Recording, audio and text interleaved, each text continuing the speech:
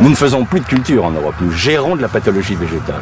C'est-à-dire nous essayons de maintenir vivants des plantes qui ne demandent qu'à mourir tellement elles sont malades. Rien à voir avec l'agriculture. L'agriculture, c'est pas ça. L'agriculture, normalement, c'est cultiver des plantes saines. On ne mettait pas un pesticide en 1950 sur les blés en Europe. Il n'y avait pas un traitement fongique qui était appliqué. Maintenant, c'est au moins 3-4. Sinon, le blé, il est pourri avant d'arriver dans le silo. Donc il y a quand même une énorme différence, si vous voulez, au niveau. Mais ça se voit pas, parce que comme on a balancé les produits, il tient le blé, il est bien. Sauf que si il se casse la figure, alors parce que comme on met trop d'azote, il tombe. Vous avez dû voir dans les champs les blés qui tombent.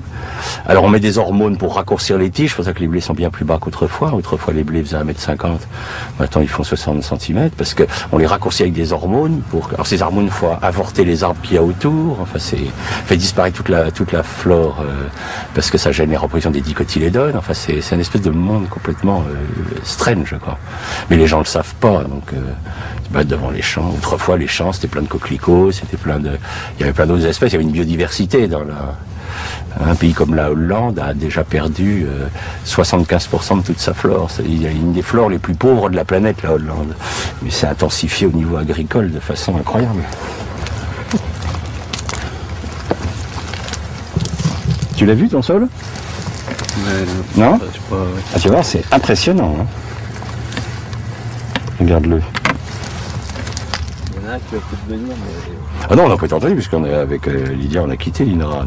On s'est mis à notre compte. Puis c'est quand on a commencé à montrer que les sols mouraient biologiquement, on nous a demandé de nous taire. Donc on a quitté l'Institut et on s'est mis à notre compte parce que on estimait que notre devoir de scientifique, c'était quand même d'alerter le monde agricole que la voie qui était choisie n'était pas la bonne ne permettrait pas de faire une agriculture pérenne.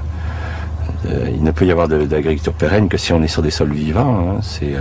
Le sol abrite 80% de la biomasse vivante. Hein. Donc si vous tuez, on en a tué 90%, c'est qu'on est en train de tuer tout ce qui est à la source de la vie. Hein. C'est quand même les microbes qui nourrissent nos plantes, qui font que nos plantes sont saines, sont nutritifs pour nous.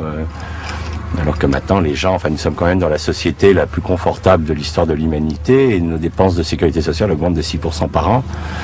Il y a quand même des questions à se poser, quoi. Est-ce que les gens sont si bien nourris que ça pour être aussi malades ? Alors, le problème, c'est qu'effectivement, l'argumentation, c'est oui, mais regardez, ils vivent de plus en plus longtemps. Bien sûr, les gens qui en ce moment ont 80 ans n'ont pas connu l'agriculture chimique avant l'âge de 50 ans, hein, puisque c'est apparu dans les années 70. Donc, jusqu'à 50 ans, ils ont mangé... moi, je suis encore gamin du lait de vache qui avait du goût de lait de vache. Ça avait vraiment le goût de lait de vache, c'est pas le lait de maintenant. Donc c'est tellement récent dans l'histoire de l'humanité qu'on ne connaîtra les résultats réels et on s'inquiète puisque vous prenez la population d'enfants à l'heure actuelle en Europe, 17% des enfants sont obèses, donc on est en droit de se poser des questions sur cette qualité alimentaire. Le sol, c'est une vraie éponge. Donc, si je le gère mal, il est compact, il est serré, il se referme. Si je laisse la faune le retravailler, il va se souffler. C'est pour ça que quand vous marchez en forêt sur un sol, vous avez vu le côté moelleux du sol forestier, hein, parce qu'en fait, il est aéré par la faune, alors que le sol qui a été labouré, maltraité, il est complètement compacté, complètement resserré sur lui-même. Alors, quand il va pleuvoir sur un sol resserré, l'eau va pas pouvoir rentrer, puis c'est l'érosion. Mais c'est plus facile d'accuser la pluie d'être responsable de l'érosion, des inondations, que de dire que c'est un système agricole qui a provoqué, hein, puisque les inondations que nous avons en ce moment, hein, depuis 20 ans, nous traversons les années les plus sèches depuis 3000 ans dans l'histoire de l'Europe, et jamais il y a eu autant d'inondations. C'est-à-dire qu'on a inventé, avec l'agriculture intensive, les inondations en période sèche, ce qui est très fort, quoi. Et les écologistes, à l'heure actuelle, se posent la question de savoir à quel moment c'est l'humanité qui commencera à s'écrouler. C'est-à-dire pour le moment, on a détruit 90% de notre biodiversité en Europe, ça va encore pour nous.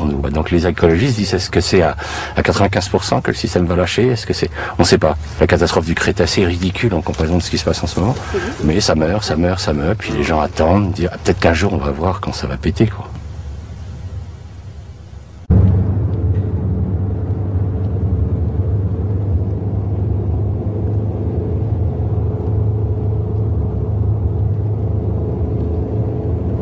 Nécrotechnologie, si tu veux, c'est le pendant aux biotechnologies.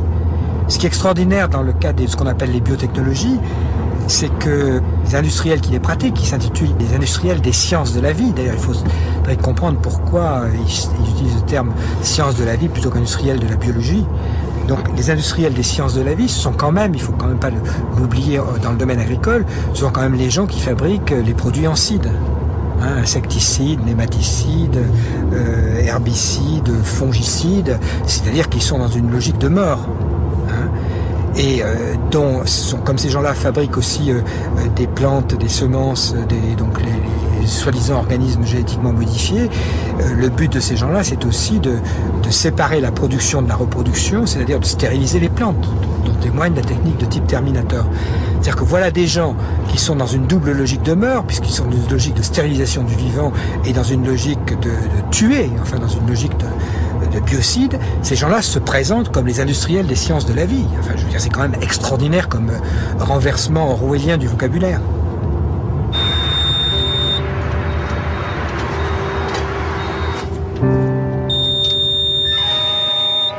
Vous êtes à la maison, Marc?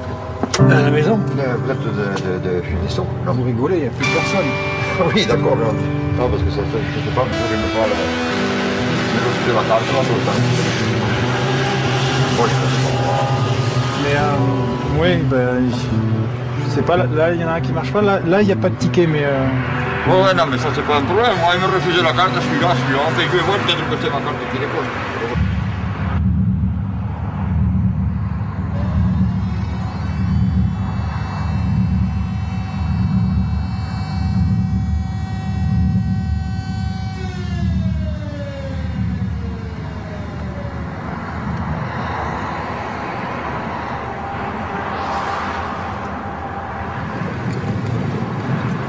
Ben là, on voit le point le plus avancé de l'industrialisation de l'agriculture.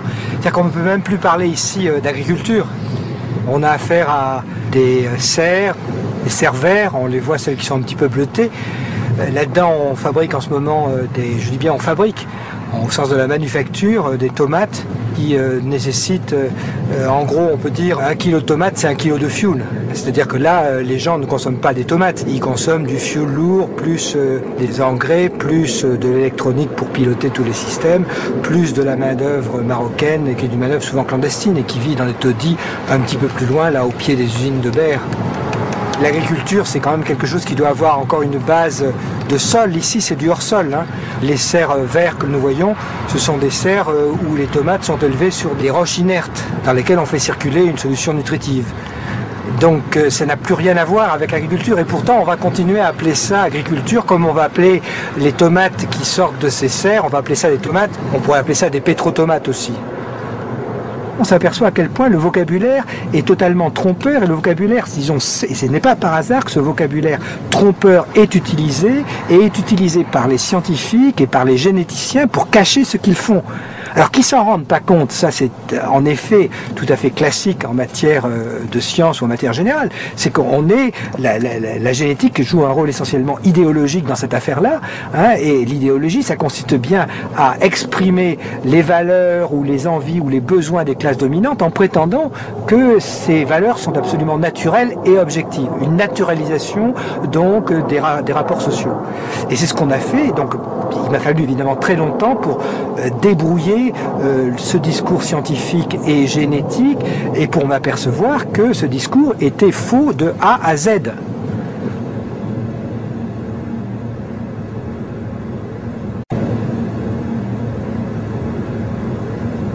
Il y a une véritable contradiction entre la vie sur Terre et ce processus d'industrialisation. En tout cas, moi, c'est comme ça que je le sens. Et pour moi, l'agronomie, consiste à faire gratuitement par la nature, et évidemment, je tremble en le disant, hein, gratuitement par la nature, ce que nous faisons à coup de moyens industriels. Donc c'est quand même ça. Et on voit bien, quand on utilise le terme gratuit, on voit bien les obstacles absolument formidables. Parce que pourquoi une société qui est toute entière organisée pour marchandiser absolument tout, comment une société de ce type pourrait-elle développer, mettre au point, disons, ou s'engager dans des méthodes de la gratuité? L'agronomie, c'est pour moi la science de la gratuité. Et ça, c'est totalement contradictoire et totalement subversif. Alors peut-être qu'il faudrait avoir un ministère de l'agriculture et de la gratuité. Ce serait pas mal, là. Je pense que là, on commencerait à s'engager, en effet, dans des voies qui permettraient de préserver l'avenir.